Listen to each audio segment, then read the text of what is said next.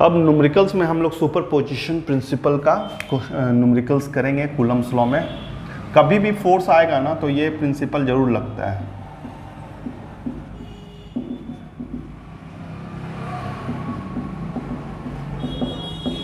देखो superposition principle क्या होता है, जब भी अभी आपने देखा कि कूलम हम लोग फोर्स का पढ़ाई कर रहे हैं कि नहीं, इलेक्ट्रोस्टैटिक फोर्स का, तो ज़्यादा से ज़्यादा एक पेयर दो पेयर बना रहे हैं, एक से ज़्यादा आपको फोर्स देखने को मिलेगा। तो एक से ज़्यादा जब फोर्स आपको देखने को मिलेगा, 2 फोर्स हो जाए, 3 फोर्स हो जाए, 5 फोर्स हो जाए, तो इसको जोड़ना पड़ता है। और उसको जोड़ने के लिए आपको क्या यूज़ करना होगा, वेक्टर एडिशन लॉ को लगाना होगा, चाहे वो पैरेललोग्राम लॉ हो, चाहे वो आपका ट्रायंगल लॉ हो। क्यों लगाना पड़ेगा, क्योंकि एक फोर्स एक वेक्टर क्वांटिटी होता है। बस इसी पर वेक्टर पर एक क्वेश्चन मिलेगा आपको एडिशन करके, और इसी को बोल दिया जाता है प्रिंसिपल, सुपरपोजिशन प्रिंसिपल का न्यूमेरिकल्स। तो सुपरपोजिशन का न्यूमेरिकल्स में 2 चार्ज से ज़्यादा रहेगा, क्योंकि अगर आप ये चार्ज लेते हैं तो यहाँ पर तो एक फोर्स बनने वाला है, लेकिन मान लीजिए एक चार्ज यहाँ पर भी ले लेते हैं, प्लस प्लस प्लस, तो देखो यहाँ पर अगर इस चार्ज का काउंट किया जाए, तुमको चार्ज यहाँ पर एक फाइंड करना पड़ेगा कि कहाँ पर फोर्स निकालना है। जैसे ए बी सी, तो ए पर अगर मान लो ए पर फोर्स निकालना चाहते हैं, ए पर टोटल फोर्स कितना लग रहा है, तो जिस पॉइंट पर फोर्स खोजना है उसको कॉमन मानो और उससे पेयर बनाओ। तो एक पेयर तो ये बनाएगा जिसके वजह से एक फोर्स लगेगा, ठीक है ना, एफ ए बी के वजह से लगेगा, रिपल्सन फोर्स। और यहाँ पर भी तुम्हारा रिपल्सन देखने को मिलेगा, और यहाँ पर एफ को कौन फोर्स लगा रहा है, सी लगा रहा है, ठीक है। अगर ये इक्विलेटरल ट्रायंगल है, अगर ये इक्विलेटरल ट्रायंगल है तो ये 60 डिग्री, तो ये भी वर्टिकल अपोजिट से 60 डिग्री हो जाएगा, ठीक है बाबू। और उसके बाद तो यहाँ पर 2 फोर्स है, तो टोटल ए पर कितना फोर्स लग रहा है, इस चीज़ को कैसे निकालोगे, इन दोनों फोर्स को जोड़ करके, F A B plus F A C अगर लगा दोगे तो ए पर नेट फोर्स कितना लग रहा है पता चल जाएगा, है कि नहीं। ये दोनों को जोड़ के, तो इसको जोड़ना ऐसा थोड़ी है, मान लो इसका एक का 10 न्यूटन आया और एक का 20 न्यूटन आया, तो 30 न्यूटन आप तो लिख नहीं सकते हो। क्यों भाई, क्यों नहीं लिख सकते, क्योंकि ये वेक्टर है, यहाँ तो पैरेललोग्राम बनेगा, टेल टू टेल है, तो यहाँ पर आपका किस तरह से बनेगा, पैरेललोग्राम बनेगा, इसका डायगोनल होगा, इसका रिजल्टेंट होगा, इसका एक डायरेक्शन होगा, और इस रिजल्टेंट का फॉर्मूला आप लोगों ने देखा है, F1 का स्क्वायर प्लस F2 का square plus 2 F1 F2 cos theta, और थीटा आपको दिया हुआ है, F1 और F2 के बीच का एंगल कितना है, 60 डिग्री। वही नॉर्मल फार्मूला यूज़ कर रहे हैं बच्चा लोग, A square plus B square plus 2 AB cos theta, ठीक है। ऐसा ज़रूरी नहीं है कि 2 ही आएगा, 2 से भी ज़्यादा आ सकता है, 3 आ सकता है। जैसे सपोज कर लो आपको पेयर इस तरह का मिल जाए, ठीक है, ए है, बी है, सी है, डी है, प्लस क्यू, इस तरह का मिल जाए स्क्वायर, ठीक है। अब इस पर क्या होगा कि आपको बी पर कितना फोर्स लगा, ये कहाँ फोर्स लगाना है ये आपको पता करना होगा। ओ पर, इसके डायगोनल पर भी बोल सकता है, ट्रायंगल के सेंट्रॉइड पर भी बोल सकता है, तो कहाँ पर फोर्स खोज रहा है वो पॉइंट आपको सोचना होगा। जैसे अभी हम बी पॉइंट पर बोल रहे हैं, तो इस पर कितना फोर्स लगेगा, देखो पॉजिटिव पॉजिटिव है, ए के द्वारा फोर्स लगेगा, मतलब बी को ए ने हिट किया, यहाँ पर फोर्स क्या लगेगा, बी को सी ने, और एक फोर्स तो ये भी बनाएगा ना, ये तुम्हारा बी को डी को डी, ये 3 फोर्स है, और इसका वेक्टर सम करना होगा। और वेक्टर सम क्या होता है, वेक्टर सम क्या होता है आपका, ट्रायंगल लॉ और पैरेललोग्राम लॉ। तो ये दोनों फोर्स को जोड़ दोगे, तो जैसे ही बनाओगे तो यहीं पर तो रिजल्टेंट आएगा, फिर इन दोनों को जोड़ दोगे, 2-2 करके, ऐसा कितना भी फोर्स अगर वेक्टर में दिया हुआ है, तो इस तरह का न्यूमेरिकल्स को हम लोग सुपरपोजिशन प्रिंसिपल कहते हैं। और डरने का कोई ज़रूरत नहीं, इसमें मात्र एक फार्मूला पर आपको दिमाग रखना, थोड़ा सा वेक्टर एडिशन आना चाहिए। क्या आना चाहिए, वेक्टर एडिशन, और वही formula root under A square plus B square plus 2AB cos theta. और इसका डायरेक्शन भी कभी पूछे तो tan beta equal to B sine theta plus A plus B cos theta, इसका डायरेक्शन अगर कहीं पूछे तो ये बस ये दो फॉर्मूला लगा करके आप आंसर ला सकते हो। कुछ भी है एनसीईआरटी का आपका इक्विलेटरल ट्रायंगल है। कौन सा ट्रायंगल है? इक्विलेटरल ट्रायंगल है। एक चार्ज यहाँ ले लो, एक चार्ज यहाँ ले लो, एक चार्ज यहाँ ले लो। यहाँ पर माइनस नेगेटिव चार्ज लेते हैं और यहाँ पर प्लस लेते हैं और यहाँ पर भी प्लस लेते हैं। लिख भी देते हैं minus Q plus Q plus Q. इसका नाम ए दे दो, इसका नाम बी दे दो और इस पोजीशन का नाम सी दे दो। इक्विलेटरल ट्रायंगल बोल रहे हैं तो इसका लेंथ एल ले लीजिए, एल ले लीजिए और ये भी आपका एल दूरी तक है। ठीक है। एक इक्विलेटरल ट्रायंगल का एंगल कितना होता है वो भी आप लोग जानते हैं, सब 60 डिग्री होता है। सिंपल है। यहाँ पर क्वेश्चन क्या बोले हैं? Find on each charge, on each charge. यहाँ 3 चार्ज है, प्रत्येक चार्ज पर कितना फोर्स लग रहा है ये आपको बताना है। Find force on each charge, बस एक छोटा सा क्वेश्चन है। ठीक है। ए पर जो चार्ज है उस पर कितना फोर्स लग रहा है, बी पर कितना फोर्स लग रहा है, सी पर कितना फोर्स लग रहा है, जो उस पर चार्ज है उस पर कितना फोर्स लग रहा है वो आपको बताना है। ठीक है। एक एक करके करते हैं। पहले एक बारी है। ए में देखिए, ए में यहाँ पर क्या होगा, इसका जब फोर्स का बात कर रहे हैं आप कि ए पर कितना फोर्स लग रहा है तो इसको न्यूट्रल पॉइंट मानिए। इसका फोर्स को काउंट मत कीजिएगा। जैसे आप सोचिएगा कि फोर्स तो हमेशा पेयर में ही लगता है। जैसे यहाँ पर आपको देखने को मिलेगा 2 फोर्स। एक फोर्स इधर जो लगेगा एफ ए बी, बी के द्वारा लगेगा, तो ये भी तो एक फोर्स लगाएगा, एफ बी ए लगाएगा। Every action equal and opposite reaction, force हमेशा पेयर में होता है। ठीक है। तो जब ए का निकाल रहे हो तो ए कौन फोर्स लगा रहा है उसका बात मत करो। ए ये तो फोर्स ए ने लगाया ना बी पर, तो इसका बात मत करो, इसका नहीं। ए पर कितना फोर्स लगा है वो, तो ए पर बी ने फोर्स लगाया, क्या है एफ ए बी, ए पर बी ने फोर्स लगाया। ठीक है। ए किस पर फोर्स लगा रहा है उसका बात ना करें।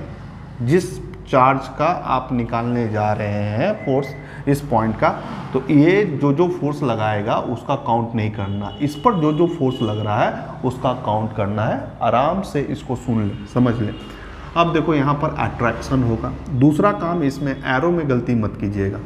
अब जैसे यहाँ पर अट्रैक्शन होगा, खींचेगा। यहाँ रिपल्सन का केस था तो यहाँ पर इधर आया। अब यहाँ पर इन दोनों के बीच में देखो ए पर एक सी भी फोर्स लगाएगा, तो क्या वो फोर्स ऐसा बनाए या फोर्स ऐसा बनाए? ठीक है। तो ये ऐसा फोर्स नहीं होगा क्योंकि अट्रैक्शन है, खींचेगा। तो ए को सी ने खींचा है। ठीक है। तो ये फोर्स हो गया ए सी, है ना, सी के द्वारा लगने वाला फोर्स। तो इस तरह से एरो में गलती मत कीजिएगा। ये 2 वेक्टर हो गए अब तुम्हारे लिए, एक वेक्टर का नाम ये, एक वेक्टर का नाम ये। अब इसका पैरेललोग्राम बहुत आसानी से ड्राइंग कर सकते हो। देखो पैरेललोग्राम ड्रॉ हो गया। इसका रिजल्टेंट कहाँ होगा, एफ आर यहाँ होगा। तो नेट फोर्स एट ए पर कितना लगा। अच्छा, ये एंगल का भी बात कर लो। ये एंगल कितना होगा, अगर ये 60 है तो एक लाइन का 180 डिग्री होता है, तो बचा हुआ एंगल 180 में से 60 जाएगा तो 120 होगा। कितना होगा ये एंगल, 120 डिग्री होगा। यहाँ तक सब समझ में आ रहा होगा। बस ये फॉर्मूला लगाओ। 2 फोर्स है ना, तो इतना बड़ा इसको नया लिख करके F1 लिख देते हैं और इसको हम F2 लिख देते हैं। ठीक है ना। तो फार्मूला हो जाएगा F1 का स्क्वायर प्लस F2 का square plus 2 F1 F2 cos कितना 120 डिग्री। बस हो गया। डायरेक्शन तो नहीं पूछा है, सिर्फ मैग्नीट्यूड पूछा है, तो ये काम कर दिए। अब जैसे ही अगर हमको F1 और F2 मिल जाए ना तो मेरे लिए बहुत आसान हो जाएगा बनाना। तो F1 निकालने जा रहे हैं। F1 जब भी बोले तो ये वाला फोर्स काउंट कीजिएगा। तो इसके लिए फार्मूला आपका क्या होगा, K, 2 चार्ज Q, ठीक है, 2 चार्ज Q ले लिए और उसके बीच का दूरी L² हो गया। F2 ऐसे ही करके निकालो, ये वाला फोर्स। तो यहाँ पर 2 चार्ज है, तो बहुत बच्चा यहाँ गलती करता है। कैसे गलती करता है देखो, जैसे कूलम्स लॉ के लिख दिए, बहुत अच्छी बात है। यहाँ पर चार्ज क्या है, Q है, यहाँ पर चार्ज क्या है, -Q है, बीच का दूरी क्या है, L²। यही गलत हो गया। देखो बच्चा लोग, यहाँ पर ये वेक्टर क्वांटिटी में जो होता है ना, निगेटिव चार्ज यहाँ पर जो दिया हुआ है, निगेटिव चार्ज नहीं लेना है। फिर से बोल रहे हैं, निगेटिव चार्ज गलती से नहीं लेना है, ठीक है, क्योंकि आपने निगेटिव साइन का क्या बनाया, आपने डायरेक्शन बनाया। ये जो एरो बनाया आपने, ये जो एरो, ये ऊपर की ओर एरो लग रहा है, ये बाहर की ओर एरो लग रहा है, ये बनाने का आइडिया आपको आया कहाँ से, निगेटिव और पॉजिटिव के साइन से ही। जैसे ये दोनों पॉजिटिव पॉजिटिव है तो रिपल्सन हुआ, तो बाहर की ओर तुमने निकाला, इन दोनों चार्ज के बीच में अपोजिट चार्ज है, अट्रैक्शन हुआ, तो ये खींचा, ये खींचा है, तो एरो का डायरेक्शन तुमको यूज करते हो। यहाँ पर जो निगेटिव पॉजिटिव चार्ज है ना, फोर्स ऑफ रिपल्सन होगा कि फोर्स ऑफ अट्रैक्शन होगा, उसका यूज करते हैं, ना कि मैग्नीट्यूड निकालते समय इसको बैठाते हैं। अगर ये स्केलर क्वांटिटी होता ना, जैसे अभी हम कुछ समय के बाद इलेक्ट्रिक पोटेंशियल पढ़ाएंगे, तो इलेक्ट्रिक पोटेंशियल एक स्केलर क्वांटिटी है, तो वहाँ पर अगर यहाँ -Q चार्ज है तो -Q लिखेंगे। लेकिन अगर वेक्टर क्वांटिटी है या इलेक्ट्रिक फील्ड का बात हो या इलेक्ट्रिक फोर्स का बात हो, तो बाबू अगर माइनस चार्ज भी है ना, माइनस चार्ज भी है तो माइनस नहीं लिखने का, माइनस के जगह पर यहाँ प्लस करोगे। समझ में आया, ये ध्यान देना। तो सर हम लोग निगेटिव पॉजिटिव बात कर क्या रहे हैं, हम लोग रिपल्सन और अट्रैक्शन या डायरेक्शन बनाने में उसका काम कर रहे हैं। यहाँ मैग्नीट्यूड सम, यहाँ पर क्या लोगे, Q लोगे, माइनस नहीं लेना है। चलो ये हो गया। तो दोनों को डाटा को देखने से तो हमको साफ पता चलता है कि F1 और F2 तो F के बराबर है, क्योंकि दोनों का वैल्यू क्या है, K है, Q² है, L² है, यही है। तो इससे हमको फ़ायदा क्या होगा, कैलकुलेशन में थोड़ा इजी हो जाए, इसको बार बार नहीं लिखेंगे। तो F² plus F² plus 2F² cos 120 degree का वैल्यू आप लोग देख लीजिएगा -1/2 होता है, ठीक है। तो यहाँ पर आपको सॉल्व करने में कितना आया, 2F² प्लस 2F² इंटू 1/2, ठीक है, ये आपका कट गया। और यहाँ पर जो माइनस था ना, हम यहाँ पर बैठा देते हैं, ठीक है। तो अगला स्टेप आपका क्या होगा, 2F² minus F² equal to F² equal to F, ठीक है।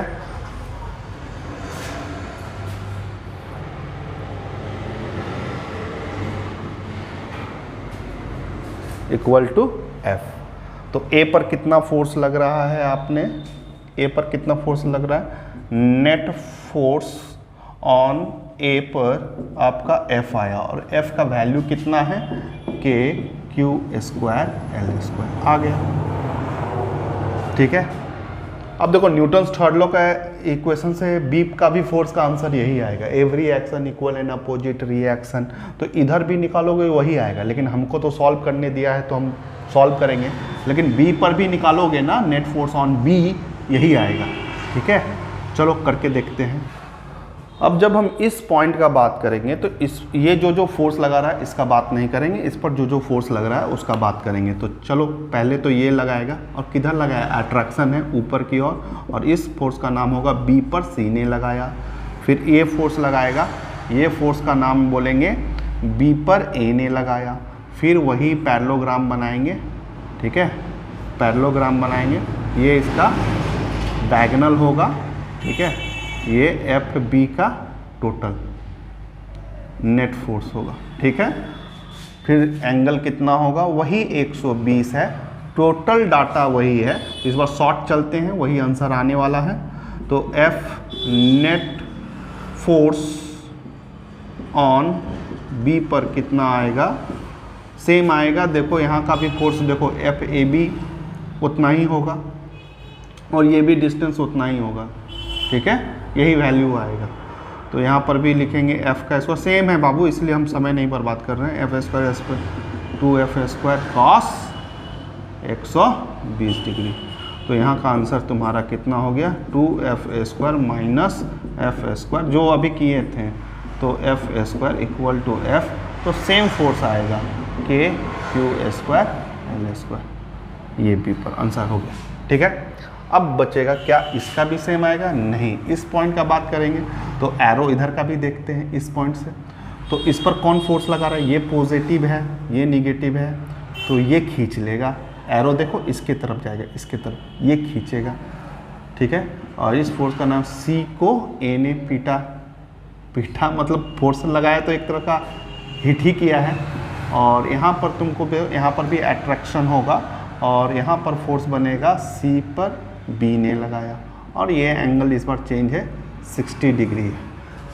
ठीक है, अब यहाँ से अगर हम लोग पैरेललोग्राम बनाते हैं, ठीक है ना, वेक्टर के, तो नेट फोर्स यहाँ पर आने वाला है, वो निकालेंगे। नेट फोर्स ऑन सी पर के लिए हमको क्या करना होगा? वेक्टर सम करना होगा। वेक्टर सम करना होगा सी ए प्लस बी सी बी का। ठीक है, क्लियर है? अब देखो ये वैल्यू कितना है आपका, थोड़ा सा चेक कर लेते हैं। वही आएगा, देख रहे हो ना, वही डिस्टेंस है, वही डाटा है, सब कुछ वही आने वाला है। अगर निकाल के भी देखोगे तो एफ सी ए निकाल रहे हो, ठीक है, तो कितना आएगा? के आएगा, मैग्नीट्यूड का बात कर रहे हैं, के आएगा, वहाँ का दोनों का चार्ज क्यू होगा, माइनस नहीं लेना, और यहाँ का एल स्क्वायर हो गया। और सी बी का भी निकालोगे तो के लिखोगे, क्यू स्क्वायर लिखोगे, एल स्क्वायर, दोनों सेम है। जब भी दोनों सेम रहे, सी ए और सी बी, तो इसको कुछ एफ करके मान लो, जिससे कैलकुलेशन ईजी हो जाएगा। फार्मूला क्या लिखोगे रिजल्टेंट निकालने के लिए? F square plus F square plus 2f square cos 60 degree लिखेंगे। कॉस 60 डिग्री तुम्हारा कितना होता है? 2f square plus 2f square 1/2 plus में होगा, तो f equal to √3f square, F R equal to √3 into एफ। तो क्या सीखने को मिला? ये दोनों पर फोर्स सेम लग रहा था, और अगर सबसे ज़्यादा फोर्स अगर किसी को पिटाई लगा है, या सबसे ज़्यादा इन चार्ज में सबसे ज़्यादा जिस पर फोर्स एक्ट लगा है, वो सी पॉइंट है, इस पर ज़्यादा फोर्स लगा है। वो वाला फोर्स के तुलने में √3 टाइम्स ज़्यादा है। ठीक है, और √3 का वैल्यू कितना होता है? 1.732 इंटू, और एफ कितना है तुम्हारा? के है, क्यू स्क्वायर है, एल स्क्वायर है, इतना फोर्स लगा है। देखो ये सीबीएसई का बहुत अच्छा क्वेश्चन 2015 में पूछा गया था, सुपरपोजिशन पर है, और मैग्नीट्यूड इक्विलिब्रियम जो हम आपको बताए हैं उस पर भी बेस्ड है, दोनों को थोड़ा ले करके चल रहा है। अच्छा क्वेश्चन है। ये क्वेश्चन क्या बोलता है कि इक्विलैटरल ट्रायंगल है आपका ए बी सी, उसका वर्टिसेस पर 3 इक्वल चार्ज और इक्वल इन मैग्नीट्यूड और इक्वल इन साइन, दोनों में नेचर वाइज और मैग्नीट्यूड वाइज दोनों सेम है। तो यहाँ पर भी plus Q plus Q plus Q, ठीक है। तो ऐसे चार्ज का अरेंजमेंट रखा हुआ है, ठीक है। तो यहाँ पर ये डाटा आपको दिया हुआ, इसमें क्वेश्चन क्या बोलता है निकालने के लिए कि आपको एक फोर्थ चार्ज, इस बार थर्ड चार्ज तो नहीं बोलते थे, इक्विलिब्रियम में हमेशा 2 चार्ज बैठाते थे और तीसरा चार्ज को हम पुट करते थे जिसको हम थर्ड चार्ज बोलते थे। इस बार हम बोलेंगे फोर्थ चार्ज को, और पोजीशन हम खुद बता रहे हैं, क्वेश्चन में खुद बताया जा रहा है कि आपको सेंट्रॉइड पर बैठाना है। कहाँ पर बैठाना है? सेंट्रॉइड पर बैठाना है, ठीक है, फोर्थ चार्ज को, जिससे ये पूरा सिस्टम इक्विलिब्रियम में हो जाए। सिस्टम में अभी सिस्टम क्या इक्विलिब्रियम में है? नहीं है। क्यों नहीं है? क्योंकि यहाँ पर देखो, यहाँ रिपल्सन होगा और यहाँ पर भी इसके चलते रिपल्सन होगा। इस चीज़ को समझने के लिए तुम घर में 3 मैग्नेट रख लो, समझा, नॉर्थ नॉर्थ नॉर्थ, ठीक है। तीनों को अगर इस तरह का अरेंजमेंट में रखना भी चाहोगे ना, नहीं रहेगा, ये लोग आपस में रिपल कर जाएगा, तो मतलब मोशन आ जाएगा। नेट फोर्स 0 नहीं है, तभी तो मोशन आ रहा है। तो इसको इक्विलिब्रियम बनाना, ये जिस स्ट्रक्चर में है इक्विलैटरल ट्रायंगल में, उसी स्ट्रक्चर में रहे। इसके लिए तुमको क्या करना होगा, इस पर जो भी रिपल्सन फोर्स इनके बीच में लग रहा है उसको ख़त्म करना होगा। तो इसके लिए तुमको चौथा चार्ज बैठाना होगा। कहाँ पर बैठाना है ये बोल रहा है, पोजीशन निकालने का ज़रूरत नहीं है, ये बोला जा रहा है कि तुमको सेंट्रॉइड पर ही बैठाना है चौथा चार्ज। तो उसका साइन क्या होगा? पॉजिटिव चार्ज बैठाओगे कि निगेटिव चार्ज बैठाओगे सेंट्रॉइड पर, ये बोलो। और दूसरा इसी पर सवाल पूछा गया है कि जो सेंट्रॉइड पर आप चार्ज बैठाओगे उस चार्ज का मैग्नीट्यूड कितना होगा, ठीक है, उस चार्ज का मैग्नीट्यूड कितना होगा, यही सवाल आपसे पूछा गया। देखिए क्वेश्चन रीड करते हैं। Determine the magnitude and sign, magnitude और sign of the charge Q, जिसको कहाँ पर बैठाना है, to be kept at its centroid so that the charges at the vertices remain in equilibrium. तो क्वेश्चन समझ में आ गया होगा। ए पॉइंट को मान लेते हैं यहाँ पर। अब इससे पहले जैसे सुपर पोजिशन का क्वेश्चन बनाए थे वैसे ही बनाते हैं। तो जैसे ही इस पॉइंट को माने तो इस पर कितना फोर्स लग रहा है वो खोजना है। ये कितना फोर्स लगा रहा है उसको मत खोजो। तो इस पर तो पहला फोर्स तो लग रहा होगा, देखिए सर पॉजिटिव पॉजिटिव रिपल्सन है, देख रहे हो ना। पॉजिटिव साइन का क्या काम करते हैं, देखिए ये रिपल कर जाएगा और ये फोर्स को कहेंगे एफ ए, किसने लगाया, बी पर। ए को हिट कौन किया है, बी किया है, ठीक है। ए पर किसके द्वारा फोर्स लग रहा है, बी के द्वारा। और एक फोर्स तो इधर से लगेगा, ठीक है। लाइन एकदम सीधा होना चाहिए क्योंकि ये सेंट्रल फोर्स होता है, इसी लाइन पर फोर्स लगना चाहिए। और ये वाला फोर्स का नाम होगा, ए को सी ने हिट किया, ठीक है। इन दोनों के बीच का एंगल कितना होगा, अगर ये 60 है तो ये भी आपका 60 होगा। क्लियर है। अच्छा दूसरा काम क्या करना है, इसका रिजल्टेंट खोजना है इस वेक्टर का। तो इसके लिए हमको क्या, पैरेललोग्राम बनाना होगा, ठीक है। इस लाइन के पैरेलल चलो, ठीक है। और ये आपका पैरेललोग्राम, तो ये आपका क्या हो जाएगा, रिजल्टेंट हो जाएगा। ये लाइन क्या है, रिजल्टेंट है, एफ आर, बस काम।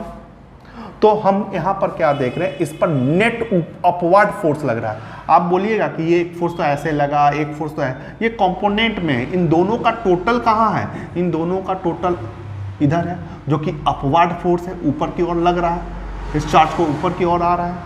इसी फोर्स को ख़त्म कर देंगे, इसी फोर्स को ख़त्म कर देंगे तो ये इक्विलिब्रियम में हो सकता है, ठीक है। तो सबसे पहले अपवर्ड जो फोर्स यहाँ पर जो बना है, एक पॉइंट को मानते हुए उसको खोज लो। खोजना कैसे है, सुपरपोजिशन से खोजना है, ठीक है। तो यहाँ पर एफ ए बी कितना फोर्स बना है उसको पहले के होगा, वहाँ का चार्ज तो दोनों का सेम है इसलिए क्यू स्क्वायर, बीच का दूरी बहुत आसान है, एल स्क्वायर होगा। देख रहे हो इधर से भी लोगे, इक्विलेटरल ट्रायंगल है तो ये आया। दूसरा का भी अगर खोजोगे ए सी से वही आएगा, वही चार्ज वही लेंथ। तो फिर आपका ए बी और एफ ए सी दोनों बराबर आया इसलिए एफ मान लें। और इस तरह से नेट फोर्स जो अपवर्ड डायरेक्शन में लग रहा है, अपवर्ड एट ए पर लग रहा है, वो खोज लें। कैसे खोजोगे, रूट अंडर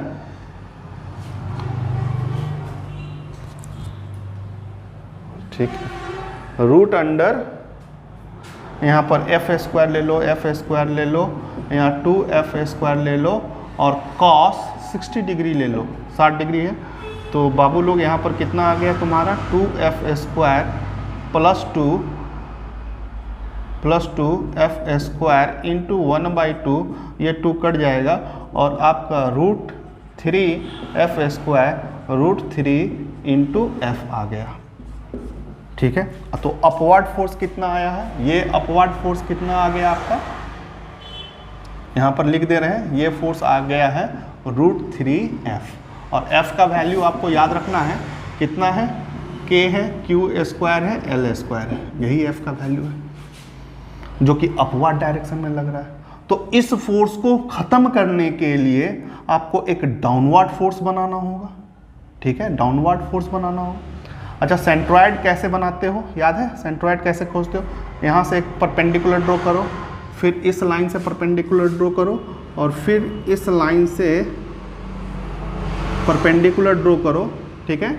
तो यहाँ पर जो पॉइंट आएगा वो सेंट्रॉयड का होता है, जी से रिप्रेजेंट कर रहे हैं। यहीं पर वो तीसरा चार्ज आपको बैठाना है कि नहीं, जिसको हम कैपिटल Q पर मान लेते हैं। तो इसके द्वारा जो फोर्स बनाना है ना, किधर बनाना है, ऊपर की ओर कि नीचे द्वारा, ये फोर्स, ये चार्ज और ये चार्ज प्लस Q और यहाँ पर भी प्लस Q है, इसके द्वारा डायरेक्शन कैसा होना चाहिए, नीचे की ओर। तो ये वाला चार्ज तो तुमको निगेटिव ही रखना होगा, तब तो नीचे पर आएगा और तब तो एक दूसरे को काटेगा। तो यहाँ पर नेचर तो खोज लिए, साइन खोज लिए, साइन तो आपको निगेटिव ही होना चाहिए क्योंकि अपवर्ड लगा है तो इसको डाउनवर्ड लाना था, इसलिए निगेटिव दिए। तो डायरेक्शन चेंज हो गया, तो निगेटिव साइन का काम कर लिए। यहाँ तक समझ में आ गया होगा, क्लियर है यहाँ तक। दूसरा चीज़, चार्ज का मैग्नीट्यूड कितना होगा, इसका मैग्नीट्यूड खोजना है, वो भी कर लेते हैं। तो हमको मेन फोर्स क्या निकालना, अब G पर A के द्वारा कितना फोर्स लग रहा है, G पर A के द्वारा कितना फोर्स लग रहा है, तो K लिखेंगे, वहाँ का चार्ज Q लिखेंगे, यहाँ का चार्ज कैपिटल Q लिखेंगे। बोले ये सर माइनस बैठाएंगे, नहीं माइनस नहीं बैठाएंगे, माइनस का काम हो गया, डायरेक्शन एरो नीचे लाना था, ले आए। अगर ये फोर्स नीचे रहता तो प्लस बैठा करके ऊपर करना था, कर लेते, तो माइनस का काम कर चुके हैं। अब क्या करेंगे, डिवाइडेड बाई L स्क्वायर कर लें, नहीं कर सकते क्योंकि L तो यहाँ तक का साइड का लेंथ दिया हुआ है, आपको तो मात्र यहाँ से लेकर के यहाँ तक का डिस्टेंस खोजना है। ये डिस्टेंस क्या है क्वेश्चन, तो इक्विलेटरल का ये डिस्टेंस सेंट्रॉइड से ये डिस्टेंस, वर्टिसेस से लेकर के सेंट्रॉइड तक की दूरी सेम होता है। अगर ये x है तो ये भी x है, ये भी तुम्हारा x है, ये डिस्टेंस आपको खोजना होगा। तो एक ट्विस्ट यहाँ पर आ गया, तो कोई जब बहुत बड़ा चीज़ नहीं है। यहाँ पर देखो, इसको हम खोज लेते हैं, बहुत ये x को आपको खोजना है ना, तो देखो यहाँ एक ट्रायंगल बन रहा है कि नहीं, वो राइट एंगल ट्रायंगल बन रहा है। तो पूरा लेंथ इसका देख रहे हो L है, तो इतना पर कहाँ है, L/2 है, ये डिस्टेंस भी कुछ। अब पूरा एंगल कितना है, 60 है, तो ये वाला एंगल कितना है, तो 30 है। यहाँ तक हो गया राइट एंगल। बस 10 क्लास में जाइए, पहुँचिए 10 क्लास। 10 क्लास में जाने के बाद बेस और H से कौन सा बनता है, कॉस थीटा बनता है, कॉस थीटा B/H। आपको अब इस फिगर में लिखिए, थीटा का जगह पर 30 डिग्री और बेस के जगह पर L/2 और H के जगह पर x, जो कि खोजना है आपको, तो x = L/2 और cos 30 से आपको यहाँ पर डिवाइड कर देंगे। cos 30 का कितना होगा, √3/2, 2 ऊपर चला जाएगा, ये कट गया, तो L/√3 ये x का डिस्टेंस निकल आया। तो ज़्यादा प्रॉब्लम नहीं था, √3 का स्क्वायर कर लेंगे, खोज लिए, ये हो गया। कोई दिक्कत, कोई दिक्कत नहीं। इसको और सॉल्व करना है, एक लाइन और बढ़ाइए, K हो गया, Q कैपिटल Q हो गया, L स्क्वायर हो गया, और यहाँ पर 3 आ गया, नीचे वाला को ऊपर ले आए, ये फोर्स। चूंकि ये क्वेश्चन में खुद बोला गया है इसको रिमेन इक्विलिब्रियम में रखना है, तो इक्विलिब्रियम में रखने का अपवर्ड फोर्स और डाउनवर्ड फोर्स, जो यहाँ पर फोर्स FG A के द्वारा लग रहा है, ये दोनों आपस में बराबर होगा, ठीक है ना। तो F यहाँ पर निकाल लेते हैं, net force upward at A पर जो फोर्स लग रहा है वो बराबर होगा F आपका GA के बराबर होगा। दोनों का वैल्यू लिख दो, तो वहाँ पर √3 F करके आया है, और यहाँ पर कितना आया है, K है, Q है, कैपिटल Q है, L स्क्वायर है, √3 है। F का वैल्यू हमने आपको बोला था, याद रखिएगा, यहाँ पर है, तो √3 F के जगह पर K है, Q स्क्वायर है, L स्क्वायर है, और यहाँ पर K है, Q है, यहाँ पर √3 नहीं 3 है ना, सॉरी √3 नहीं है, 3 है, K है, Q है, कैपिटल Q है, L स्क्वायर है, इंटू 3 है। तो देखो यहाँ पर बहुत कुछ कट रहा है, जैसे एक तो ये कट गया, ठीक, K कटा, L स्क्वायर कटा, एक तरफ ले लो, इसको एक तरफ इस बॉक्स में बना लेते हैं, फ्रेश करके लिखो, कैपिटल Q खोजना है आपको, कैपिटल Q कुछ है, 3 है, 3 उधर चला जाएगा, तो √3 डिवाइडेड बाय 3 और एक इंटू Q, तो इसको काट भी सकते हो √3 से, तो Q/√3 आंसर आ गया। और क्या होना चाहिए, साइन इसका निगेटिव होना चाहिए।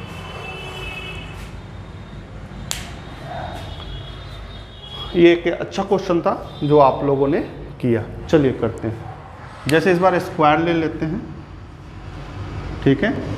इस पॉइंट का नाम A, B, C, D, यहाँ पर इस बार कुछ वैल्यू वाला दे देते हैं आपको। सभी चार्ज पर 16 माइक्रोकूलम, 16 माइक्रोकूलम, 16 माइक्रोकूलम, और यहाँ पर भी 16 माइक्रोकूलम है, ठीक है। इस तरह से चार्ज दिए हुए, इसका डिस्टेंस 0.2 मीटर, इसका भी डिस्टेंस 0.2 मीटर, 0.2 मीटर, ठीक है, 0.2 मीटर दिया हुआ है। अच्छी बात है। आपको निकालना क्या है, find net force on D पर। डी पर कितना फोर्स लग रहा है, नेट फोर्स लग रहा है, वो खोजना है। तो इस पर एक फोर्स तो ये लगाएगा जिसका नाम होगा डी ए, एक फोर्स डी सी, और एक फोर्स यहाँ पर बनेगा डी बी। 3 फोर्स लग रहा है, स्क्वायर में क्या हो गया, 3 फोर्स आ गया। तो इसको आप टोटल करके आपको आंसर करना है। तो अभी तक जितना भी क्वेश्चन कर रहे थे मात्र 2 फोर्स आ रहा था, यहाँ पर पहली बार आपका 3 फोर्स आया, तो कोई दिक्कत वाली बात नहीं है। 2 फोर्स को पहले इक्वेट कर लो, फिर 2 टोटल हो जाएगा तो उसका 1 बनेगा, और 1 जो दिया हुआ उसका टोटल कर लोगे, मतलब 2-2 करके जोड़ लोगे। जैसे ये वेक्टर है और ये वेक्टर, इन दोनों का अगर रिजल्टेंट खोजोगे तो कहाँ निकलेगा, यहीं पर निकलेगा रिजल्टेंट इन दोनों फोर्स का, ठीक है।